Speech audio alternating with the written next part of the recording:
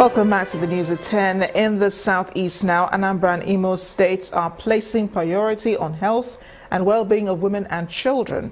In Anambra State, the wife of the governor, Mrs. Ebele Obiano, has taken a campaign to the grassroots, encouraging mothers to immunize their children, while the Imo State government is supporting the business of about 3,500 women through its empowerment scheme. In the list of priorities of government, ensuring the citizenry are both healthy and financially stable should be right up there. And that's what's happening in the southeast, where both activities are being introduced to the grassroots. First is Anambra State. Here it's all about health for children. The wife of the governor, Ebele Obiano, is encouraging mothers to get their children immunized. She spells out the benefits of this exercise.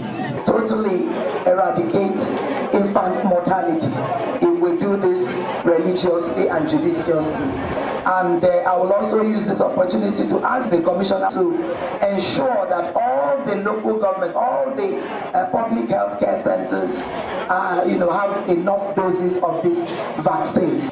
The mothers are pleased with the whole scheme, especially as it comes at no cost.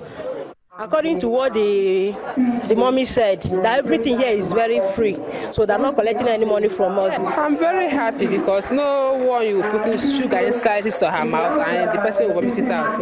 Our heart is we are very happy today for a thing like this. Next is Imo, where the government is creating avenues for the women to become self-reliant by providing about 3,500 women with financial support to develop their businesses. If you receive 100,000, you end up paying 109,000 naira at the end of the year. And for some of them who their business might expand or will expand, because we expect their business to expand, they can still come back to government and ask for more. This beneficiary already knows what our intentions are. I will start charcoal business with firewood business so that it will give me what I needed. With gestures like this being implemented by state government, women are boosted by the assurances of giving their children and themselves better chances at enjoying life. Built in 1988, the Bauchi State Museum in Bauchi town is meant to serve as a repository of the northeastern state's rich cultural heritage.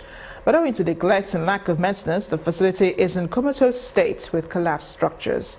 Our correspondent takes a look at the state of the museum and whether the government has any plans to revive this important historical institution. A museum is a place where historical artifacts are preserved. It also serves as an attraction for tourists, an educational facility, and a source of revenue generation for government. It is unfortunate that the Bauchi Museum, a place meant to preserve history, has been made history. The main building has collapsed. Reptiles and grasses have taken over the premises. The uncompleted building is unfinished business of a public-private partnership. But there is still an officer in charge. It started 10 to 15 years ago when the wind blew off the roof. So gradually, now that the museum was built with mud building, with art, so gradually rain started washing the building. Gradually, that is how it started to this up to this dilapidated stage. Some of the artifacts are locked in one of the buildings. Students are still coming to this place to do their excursion. Sometimes we will just take them around and show them the dilapidated nature of the museum, and we have some artifacts kept in a room there, so we take them there. The present administration of Governor Mohammed Abubakar has constantly expressed the desire to boost tourist activities in the state. Is the museum included in the plans? We review the status, we call its attention, and then we make a substantial amount in the 2017 budget for the total renovation of that place. So there is plan underway to renovate the museum. Until the museum is brought back to life, residents and other visitors will continue to be deprived of history. Segun Taylor is an artist with a passion for children, and he spends a lot of time capturing their different emotions and activities with a camera. Art Review tonight takes a look at the world of the younger generation through the lens of an artist.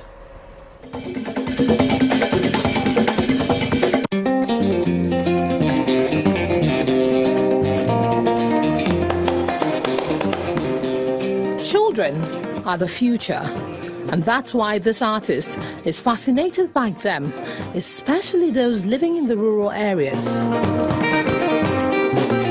For her latest project, she decided to build it around them, looking at life in the city compared to the village. You'll notice that it's very difficult for them to make fun, to make themselves happy, you know. Like the city kids, you can see that you have a playground everywhere. You understand what I'm saying? But the rural children improvise for themselves.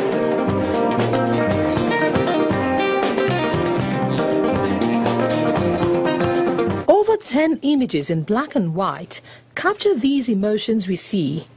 These little ones playing, crying, or just being curious.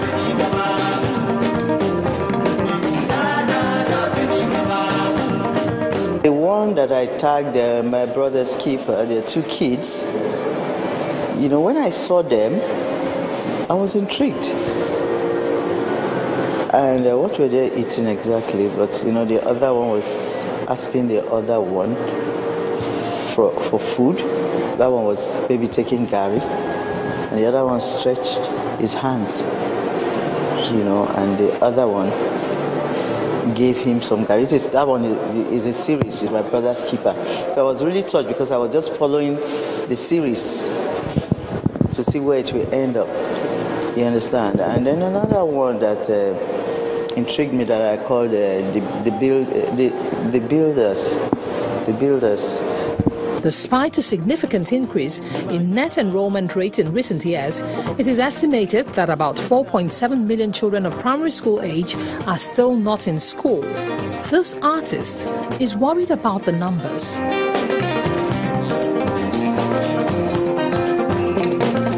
Segun Taylor has worked with the defunct Quality magazine as a photojournalist. She attended the School of Photography in the United Kingdom, where she specialized in still life, portrait, and scenery. This show is a continuation of the last one, and from the looks of things, she intends to keep this conversation alive through these images until the numbers of educated children go up. And if more artists make noise about it, that can happen sooner than later.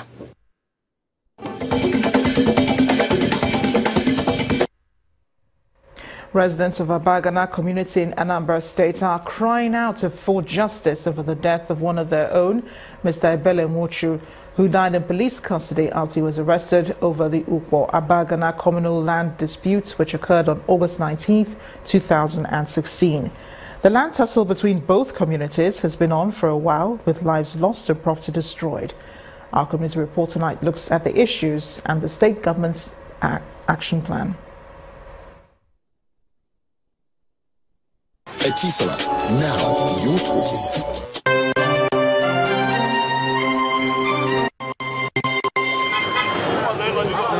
This protest by youth of Abagana community in Injikoka local government area of Anambra State could have been avoided if dialogue prevailed.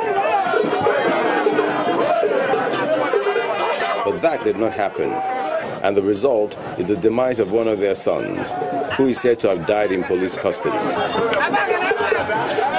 The furious crowd gathers with the family of the dead man, crying for justice. I'm thoroughly disturbed, very much disturbed. I don't know the circumstances yet, but I know that the circumstance of his incarceration was unjust.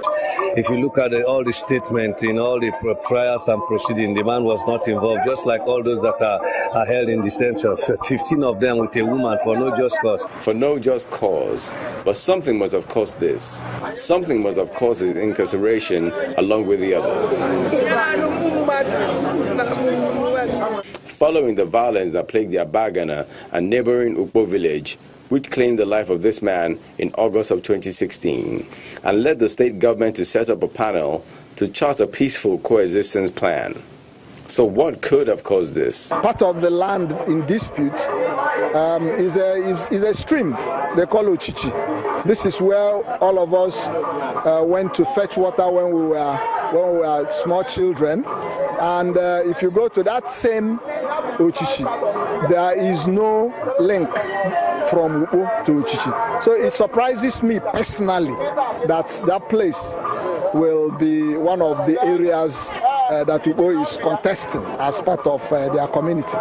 The panel has also worked tirelessly to end this feud, and the factions are hopeful that it will end in their favor. We pray and hope that through this panel, peace will be achieved. We have come to say the truth and nothing but the truth, and we hope that truth shall prevail. We have come to respect the governor because blessed are peacemakers. He wants peace in our community just as he has achieved peace in Anambra State.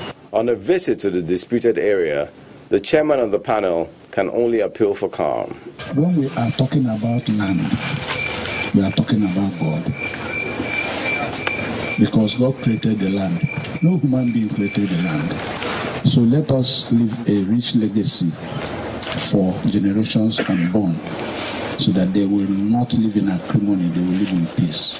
Boundary disputes are issues that have led to many heartaches, as brother has been pitched against brother, community against community, each sending out a stern warning: do not cross my line, and I will not cross yours. But when that fails to work, the result is usually needless deaths, grieving families, and an unending cycle of violence.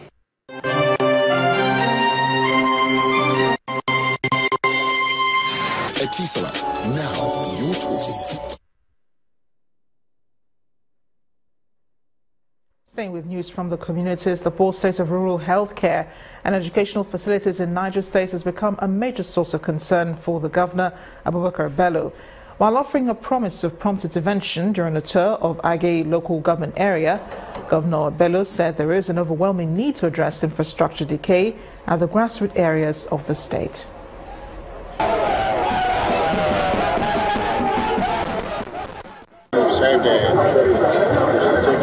The hospital in